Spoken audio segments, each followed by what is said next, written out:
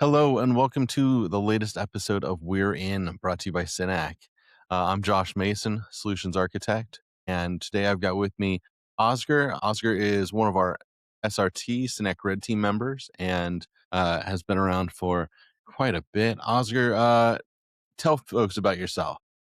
Yeah, sure. Hello, everyone. My name is Ozgur. I am in the Synack Red Team for last 9 years, and fully doing this as a full-time job. After I resigned from my job while I was looking for another job, I actively entered to the Synack Red Team, and things went well. And instead of finding a new job, I just continued in here.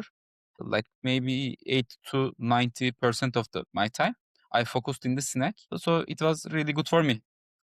Awesome. Ozgur, how did you get your start with cybersecurity and pen testing? Well, after I graduated, I was looking for jobs, but I graduated from computer science, and on the last semester I took a network security course, and I really enjoyed some we had some challenges, offensive security challenges like SQLIs, etc., as homework for a project for the whole semester. So after that, well, I was looking some jobs. There are actually maybe 10 to 20 developer jobs and only one security job in that time. It was not that kind of common on that time. I see the description and I said, okay, I know this stuff from the security course that I had in the college. Let's apply it. And I started like that. That's awesome. When did you become a Synack Red Team member? What was that like? After graduating, 4 years, 4 years I worked in a consulting firm as a penetration tester. After 4 years, it was done for me because working in a consulting firm, it was one of the big four, and it was really struggling. Lots of works, the hard working times, the projects are huge. It was a really good experience actually. If I start my career today again, I will start like this again because I have a lot of good things from that job when I compare for my career. So it was a good start, but 4 years is okay. I understand. But for those who might not be familiar, I know in the Big Four, Ernst and Young. Deloitte, Who are the other? Deloitte, PwC, and KPMG. I was in the Deloitte. Yeah, Awesome. Okay. Um, they do a big bulk of the pen testing for large companies. yeah. So lots of stuff, lots of projects. It's really good for the start, but after some time, you are just it's a real burnout actually. People are talking about all the time about the burnout in the IT, but the real burnout is in the consulting firms. I understand. Um, and so looked at uh, you looked at Synack and jumped in. How was the process of becoming an SRT member? The process was completely different 9 years ago. It was actually harder on that time because the challenges were really strict. At the moment, you can within the AI, the technical challenges are really easy to solve, comparing to the back. 9 years ago, Snake had some technical actually questions which you cannot answer directly within the Google search or within the Okay, AI at all. So it was really tough to enter, but I entered somehow. And on that time, it was really limited capability. So I applied it maybe 3 or 4 months ago before I resigned. So after I resigned, while I was looking other jobs, after 1 month, I get bored. I wanted to do some work and I said, okay, let's look into some stuff in the snack, what can I do. And after 1 week I got one report accepted, so it was a really good time for me. I said, okay, it's a good money, it's a good start. The second day, my second vulnerability is also approved. So after 2 or 3 weeks I got really good money comparing to another job, and I said, okay, if I can make this one sustainable, then why should I have a job, since we are working all of the for because of the money. So after 3 months, I made a bounty of the potential 1 year salary. So after that, I said, okay, let's continue with the Synack, Hmm. because getting a job is like worse comparing to the real salary. So I continued on that. After that, on that time, we had some challenges in the Synack. We had some competitions for the last 3 or 4 years after COVID. Synack stopped doing that, but on that time we had some it was like a live hacking events Hmm. we had on that time. So there was the first one was in the Mexico, and I go to the Mexico with the Synack. After that year, we did it in the Bali. I go to the Bali too. So after that, the third one was in the Costa Rica, and the Costa Rica event was different because it was not like it was not a award for the holiday. We did a hacking challenge in the Costa Rica too within an award or the last 2 days, like the most submitted vulnerabilities. So I get the first SRT champion on that year too. So I had awards 3 years in a row as SRT champion. After that one, Ryan stopped doing the challenges because I was winning them all. So he changed the full concept. On the last year, I also got the SRT of the year in the 2021. In the 2022, I got the mentor of the year because I started mentor a lot of mentoring stuff. Nice. After 2003, I become less active, but not in the just SRT, but in the terms of the job, I started working less actually. I still work in the Synack, but for the last 6 months, I focused more on the AI stuff in the research of the development instead of the directly finding bugs. So Nice. that's my main story in the Synack. Wow. It's quite a story. You are one of our top SRT members, and we're glad to have you. What is there? Sorry, is there a specialty when you're doing bug bounty or when you're looking at one of the missions that's available on Synack? Is there something that you look at that makes you want to work on that piece? I do not do missions too much, but I focus mostly on the finding vulnerabilities. The main thing is actually I am looking into the authentication and authorization stuff mostly on the back of the time, but not low level ones, the real critical ones, the real the business bugs that no automation can find. I am still not an automation guy. Most of the time I didn't use any scanners. I did my recon and all of my exploitation stuff by manual tests. Also, I still use, by the way, an old version of the Burp. Uh, it is 1.7 after 1.7.37, I think. It's upgraded to the second, and the whole concept was changed. But within the manual testing, actually the old Burp had really good functionalities which the second, the new Burp doesn't have. So I am still going within the old fashioned way, but at the moment I am really struggling automation within the AI because I'm not that kind of automation guy. But since the whole industry is going on that side, I am also trying to do something different, like manual testing with AI actually, not within the automation. I am trying to do that at the moment. But still AI is one kind of automation, which is I think hard to do. Not my style. Yeah. You've actually written a Medium post, a blog post recently about AI and its effect on pen testing and bug bounty. Definitely. How do you see AI working? Or either is it going to replace pen testers? Is it going to help you all? It sounds like it's has its own struggles. Yeah. Well, does it change to the whole software development system? Yes, because the vibe coding is real, and maybe for the last year nobody is coding anymore. AI is not doing this job by its own. For example, I am not a developer, and when I try to do huge projects within the AI, I really struggle because I have experience in the security area.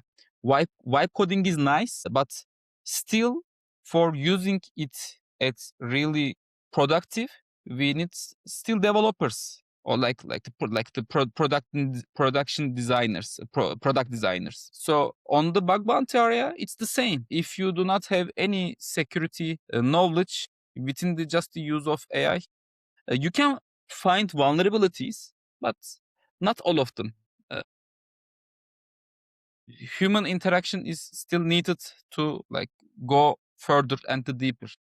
At the moment, yes, AI is really helpful in terms of the recon. For example, normally analyzing a JavaScript file for looking for the sensitive API keys, or sensitive endpoints from that JavaScript file is really struggling for us. Sometimes you are going blind, looking into the all obfuscated code. Okay. However, within the AI, you are just giving code to the AI, and in the 2 minutes, it's summarizing everything you look for. So it's a really great technology. However, you can use it on whole of the different process. You can find vulnerabilities within AI on the same system. If I look, I find different ones. Interesting. Is there kind of a flavor to the things that AI is good at finding versus the things that a human with experience like you is better at finding? AI is similar to the actually automated vulnerability scanners. It's just smarter one. It's not just looking into the deterministic way, just the scanners do, but it also thinks and makes reasoning about it. But still, the technical vulnerabilities are easier to find within the AI. However, the authentication, authorization stuff, or the business logic vulnerabilities are really hard to find with the AI, because there are no definitions for them. Actually, there are no full checklists to check for a business logic. It's actually indefinite reasons that can be exist for a vulnerability. For example, for an XSS, it's easy. If you do not sanitize input, you can execute JavaScript. Or in the SQLi, it's easier to find within an AI to analyze it. But because you know exactly what to look in the response and how to analyze it. But for the business logic vulnerabilities, at least at the moment, it's near impossible. Not impossible, but hard, we can say. Interesting. Interesting. You've been following a lot of the companies that are claiming to be AI pen testing full bore, if you will. Have you noticed any of the things that they've announced of finding that has surprised you, or is there anything that, or does it rather kind of follow what you've been saying here? Well, they are actually finding some really good vulnerabilities in the production systems. For example, one company find a vulnerability in the Salesforce, which has a bug bounty program, and is active for many years, and nobody is finding it before. So it's really good. However, it's the same in the all the offensive security sector. Let's go with the Google. They have maybe hundreds of the security engineers in here in their headquarters, both in the defensive and the offensive. Plus, they have probably external consultants for the pen testers. Plus, they have vulnerability reward programs. Even Google said 3 or 4 years ago, they said they burned out the XSS. They said there will be no XSS at all because we figured out how to solve it systemically. And after 2 years, one guy found an XSS vulnerability in the main google.com in the search area. So it's impossible to remediate all the vulnerabilities, even with the AI, even with the future, because now coding is with the AI, and security is also with the AI. There will be the human perspective still will be unique. There is a lot of hubbub, a lot of talk recently about Mythos, and a lot of the news and the talking heads are talking about how attackers are going to have access to more powerful AI. What's your take?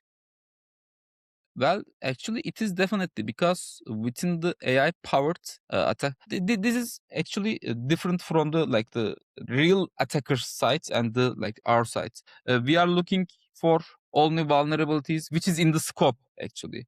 Attackers don't. Attackers are only have actual reasons, not like us, and they are trying everything.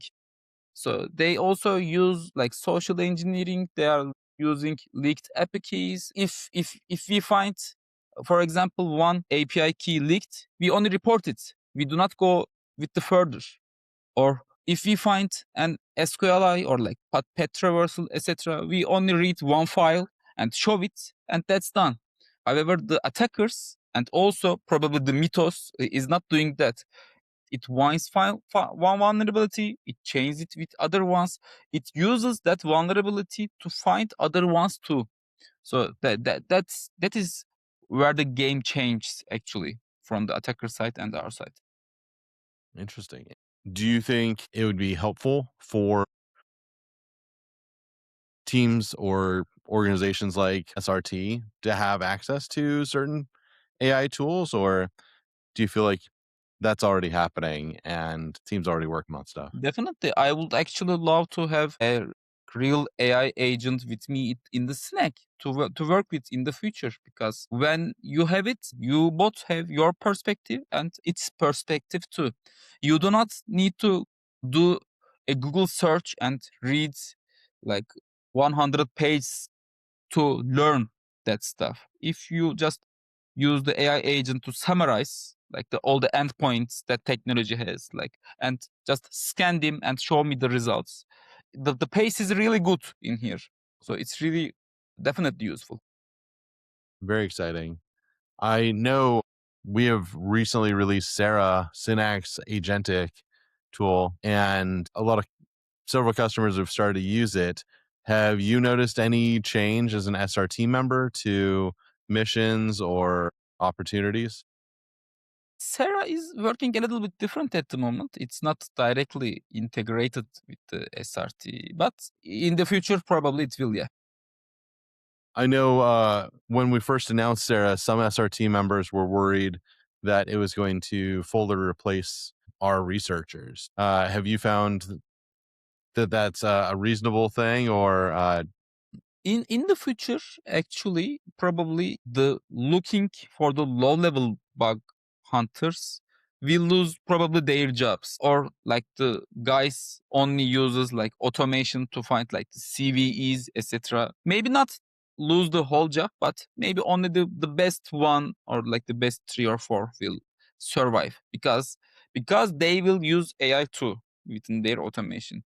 Rather than that, only looking for the low-hanging fruits will be not a good technique anymore. However, looking for the vulnerabilities still like going into the deep ones will still be okay, I think. Because like still on the vibe coding sides, if you like code only 1 hour or 2 hour, it's good. It is giving a really good project, but after some time, it loses its context. So it's starting reading it again and going and over. It's same in the security too. It is good for the like middle level stuff, like the technical stuff, but when the context is huge, when it's a like really complex banking applications which uses like different kind of functionalities like the installments, like the stock options, etc., it's probably may loses its context. interesting? That's a lot of great insight there. Um, what do you see as being the next big thing for pen testing and SRT? For me or for what? Well, is there anything that's, yeah, just for everyone, Mhm. that's looks to be like the next big great thing? Well, like the increase of the AI is really fastened to the like increase of the technology too. I do not see this one is like it will end our jobs in the offensive security side. On the opposite, when like the wipe coded apps increased, there will be more security vulnerabilities too. Uh, like just let's go with the, for example, OpenClaw. It's a like really good project and it's hyped over in the just 1 month. However, it has like lots of vulnerabilities because security was never actually a thing when it is developed, because the guy who developed it didn't think about the security, because he didn't think that it will be this kind of really common and like got hyped. So when if the coding person who uses AI takes a security as a measure, uh, it will be secure. However, most of the people do not think about the security when they are developing the like the application. I think we will have like more vulnerabilities in the future comparing to today. However, they will detect it still within the AI, so it will be like really different era in the future actually. Nice. I'm kind of the theme I'm hearing is with new tools for development, there's still the same issues of not developing securely. And with speed and lack of deeper context, there are still going to be vulnerabilities. Definitely, I totally And agree. then just to make sure I'm understanding, even on the offensive side, we're going to see more tools, and that's going to kind of raise the bar for people who don't know how to use the tools or who can't keep up with the tools. But there's always going to be more advanced business logic and more technical deep dive that tools, even AI, is going to struggle with compared to experienced researchers. Yeah, yeah. Is that accurate? For example, like I have like some code, like vibe coded for a project. I have like 50,000 like lines of the code in that project. I am just saying, okay, let's scan the whole code to find bugs. Not the security bugs, but like the bugs in the code. It finds like lots of stuff. I say, okay, let's fix them. The agents fixed them. Okay, I said, okay, let's look it again, and it finds again and again. So on the first one, it didn't manage to find them all. It will be more in the like the regular pen testing too. So maybe the advantage of the like the usage of the AI is you can use it like 24 hours. It's the biggest advantage. But on the response, you need to pay for it actually, regular person. So in the future, will it be more cheaper or expensive? I don't know. I'm not sure it will be more cheaper, because at the moment I am thinking like that. That's my opinion. I am thinking the AI firms are making AI systems cheaper to all the people get used to it. However, after 10 years, when we do not have any other alternatives, it will be more expensive because it's not sustainable. Or some big technological revolutions we need to find out for the really decreasing the cost of the AI. Great insights there. Oscar, I like to keep these at about typical, drive to work length. So we're about at time. This has been really insightful and really fun. I appreciate you joining me. Thank you. And if there's one last thing that you wanted to leave people with, what would it be? In terms of the bug bounty, do not get hyped over. We are so over. We do not have.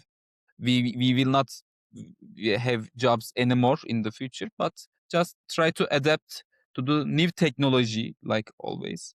Try to find out how to use AI better and focus on the really complex problems which you can solve with the AI in the future. Awesome. Thank you for joining us again, folks. If you enjoyed this episode, look for more, and we will see you on the next one.